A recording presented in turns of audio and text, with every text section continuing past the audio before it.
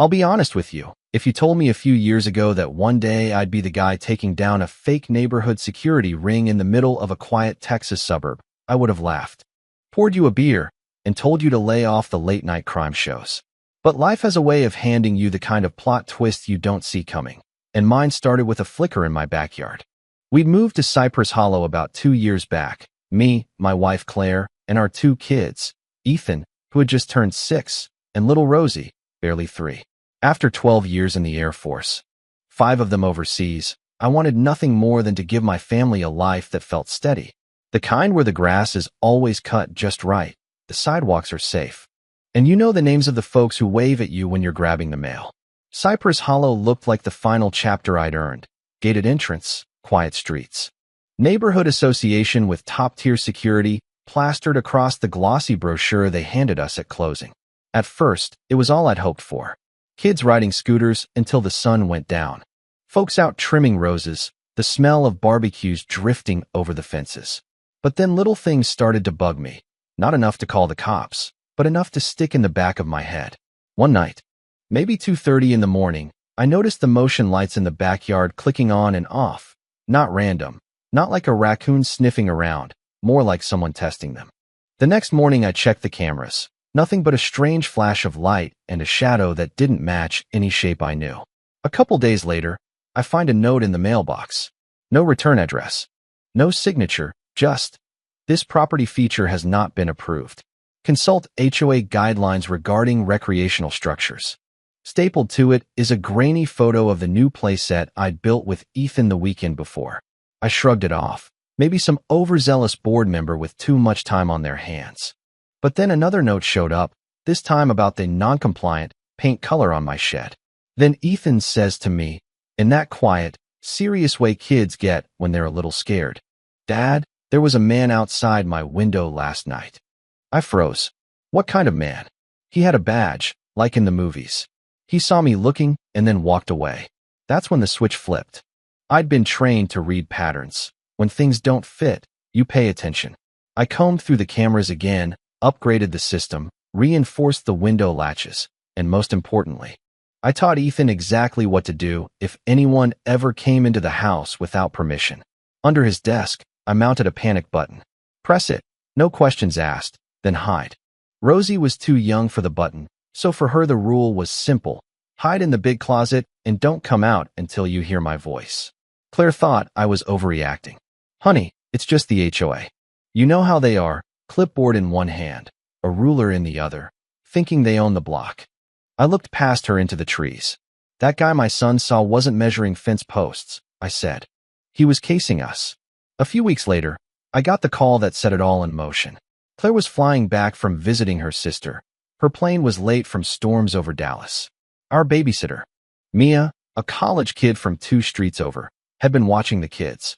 At 7:18 p.m., she called, voice shaking. Her little brother had been in an accident. Nothing life-threatening, but she had to leave. I had 25 minutes before I could get back from the airport. I told her to go, reminded Ethan of the plan, and figured, all right, just 25 minutes. At 7:42, the side gate camera picked up a tall man slipping in through the east gate, the one I'd oiled recently, so it didn't squeak. Tactical pants. Gray windbreaker with CH Patrol half hidden under his arm, some kind of utility belt, headlamp switched off. He moved like he'd been there before. Straight across the lawn, through the flower bed. Crouched under Ethan's window. The latch hadn't been set that morning. He slid the window up and climbed in. Ethan was at his desk drawing spaceships. He froze. This wasn't me, wasn't Mia. Wasn't anyone from the neighborhood. Badge on Velcro, flashlight in his teeth. But my boy remembered. He reached under the desk, pressed that panic button, grabbed the backup phone from the drawer, and crawled into the closet. Door shut. Silence. The guy roamed the house like he owned it. Opened doors, checked the pantry, peered under the dining table. Stopped in Ethan's room, scanned the desk. The sketchbook, the toy on the floor. I don't know what made him move on instead of opening that closet door, but he did. Slipped into the master bedroom, then back through the living room. 12 minutes he was in there. 3 minutes before I was supposed to reach the terminal, my phone buzzed. Panic signal triggered. Home perimeter breach. My stomach dropped. I whipped the truck into a U-turn at a gas station, floored it back toward the neighborhood, called 911, gave them coordinates, kids' details, camera access. When I skidded into the driveway, the porch light was on, front door swinging in the breeze. No movement inside. Hand brushed the concealed holster out of muscle memory as I cleared the side of the house. Every shadow checked. Every bush, every fence line. Inside, the entry was quiet, too quiet. And then I saw it. On the tile floor, a sheet of paper. CH violation, notice of forced entry authorization. No seal, no address. No real signature, just a line that read, secured by authority. I called their name softly. No answer. Ethan's closet door was cracked just enough to see his eyes staring back. You did everything right, I whispered, pulling him close. He was still clutching that spare phone. Rosie was in the bathroom tub under a pile of towels, holding her stuffed giraffe. She didn't cry, just reached for me. The deputies rolled up within minutes. I handed over the paper, the footage, every detail. The older one frowned. You're not the first, sir. We've had a run of these the last 3 weeks. Folks dressed like HOA security, no warrants, no paperwork, just showing up. But you're the first with hard proof. The next morning, I walked the neighborhood, and it didn't take long for the stories to come out. The Rivers family lost their dog the night after a violation warning. Mrs. Hauser, the sweet Vietnamese lady on the corner, had been told to take down her flag. Next morning, her orchids were smashed. A little girl told me about night people who came through gates without knocking. It wasn't random. It was control. I called Marcus, an old buddy from the service who now worked with the FBI's regional cybercrime unit. We pulled 911 logs, HOA emails, pieced together camera clips from anyone willing to share. A dozen incidents in 6 weeks, most never pursued because the homeowners backed off. Security systems disabled days before repeat visits. And one name popped up again and again, Greg Mason, Community Security Coordinator. No law enforcement background, fired from a private security firm for unauthorized property access. Within months of moving here, he'd been put in charge of an unofficial security committee no one actually voted on. That was enough for me. I started knocking on doors, handing out invitations to a quiet meeting at the rec center. No board members, no agendas, just neighbors. That night, the room filled slow but steady. I didn't give a speech. I just hit play on a 3-minute clip. Faces, dates, the guy climbing into my son's room. Silence. Then the dam broke. One man talked about being confronted in his backyard. Another family had been told to remove a pride flag or face inspection. More spoke up about cameras mysteriously going offline. By the end of that hour, we weren't just a room full of folks swapping stories. We were witnesses.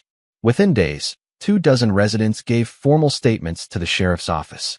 Marcus tipped off a local reporter, Lisa Tran, who aired the footage under the headline, "Fake HOA Patrol Terrorizes Cypress Hollow." The piece blew up. Calls to the DA's office poured in. 3 days later, Mason and 2 of his buddies were in cuffs. Unlawful entry, impersonating authority, fraudulent documentation. Investigators even found they'd hacked into the neighborhood's shared camera feeds. The courtroom wasn't dramatic. No shouting matches, no big TV moments. But watching Mason stand before the judge, I didn't feel revenge. Just relief. This wasn't about punishing him. I never campaigned for anything, but when Claire suggested I run for the new board chair, I laughed it off until my name won by a landslide. Guess folks trust the guy who didn't look away. These days, Ethan sleeps with the door open again. The panic button's still there, but untouched. Rosie doesn't ask why the lights stay on at night. The fence is still reinforced, not from fear, but from principle. And when new families move in, sure, we bring cookies, but we also bring the truth. Because a safe neighborhood isn't about the gates or the bylaws. It's about people willing to look each other in the eye and say, "I've got your back." And if you've ever lived somewhere that felt perfect on the outside, I'll tell you this, perfection can be the best camouflage fear ever had. You only break it when you speak up. So tell me, what would you have done in my shoes? Would you have pushed back? Or kept your head down like so many did before? Drop your thoughts in the comments. I want to know if you think I went too far or not far enough. Because somewhere out there, another Greg Mason is counting on good people to stay quiet. And I, for one, am done staying quiet.